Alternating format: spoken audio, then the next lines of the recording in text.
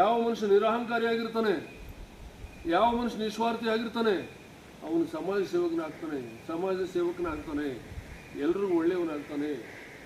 ಆ ನಿಟ್ಟಿನಲ್ಲಿ ನಮ್ಮ ನವೀನ್ ಕಿಲಾರಳಿಯವರು ಇದನ್ನು ಮೆಟ್ಟಿ ನಿಂತು ಈ ಸಮಾಜಕ್ಕೆ ತನ್ನದೇ ಆದಂಥ ಒಂದು ಕೊಡುಗೆ ನೀಡಬೇಕು. ಎಲ್ಲ ಸುಮ್ಮನೆ ನವೀನ್ ಕಿಲಾರಳಿಯವರು ಎಚ್ಚೆತ್ತುಕೊಂಡು ಅವರ ತಂದೆ ತಾಯಿಗೆ ಒಳ್ಳೆಯ ಮಗನಾಗಿ, ಅವರ ಶಿಕ್ಷಕರಿಗೆ ಅವರ ಗುರುಗಳಿಗೆ ಒಳ್ಳೆಯ ಶಿಷ್ಯರಾಗಿ ಇಡೀ ನಾಡಿನಾದ್ಯಂತ ಇವತ್ತು ಶಾಲಾ ಕಾಲೇಜುಗಳಲ್ಲಿ ಮೌಲ್ಯಗಳನ್ನು ಹೇಳ್ತಾ ತಪ್ಪುಗಳನ್ನು ಮಾಡಬೇಡ್ರಿ, ಈ ಸಮಾಜದ ಆಸ್ತಿ ಆಗಿರಿ ಅಂತೇಳಿ ನಿಮಗೆಲ್ಲರೂ ಕೂಡ ತಿಳುವಳಿಕೆ ಕೊಡ್ತಾ ಇದ್ದಾರೆ.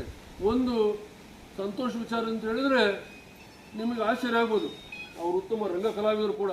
ಅವರು ಸಿನಿಮಾದಲ್ಲೂ ಕೂಡ ಪಾತ್ರ ಮಾಡಿದ್ದಾರೆ, ಧಾರಾವಾಹಿನಲ್ಲೂ ಕೂಡ ಪಾತ್ರ ಮಾಡಿದ್ದಾರೆ, ಪುಸ್ತಕಗಳನ್ನು ಕೂಡ ಬರೆದಿದ್ದಾರೆ. ಏನ್ ಹೇಳ್ರಿ? ಮೌಲ್ಯಗಳು ಮರೆಯಾಗದಿರಲಿ. ಏನ್ ಹೇಳ್ರಿ? ಮೌಲ್ಯಗಳು ಮರೆಯಾಗದಿರಲಿ.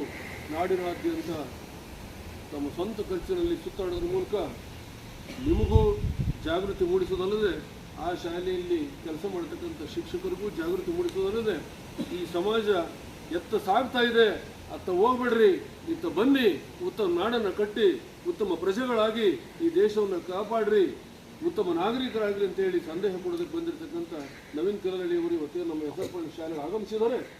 ಅವರಿಗೆ ಎಲ್ಲ ಶಿಕ್ಷಕರ ಪರವಾಗಿ ನಮ್ಮೂರಿನ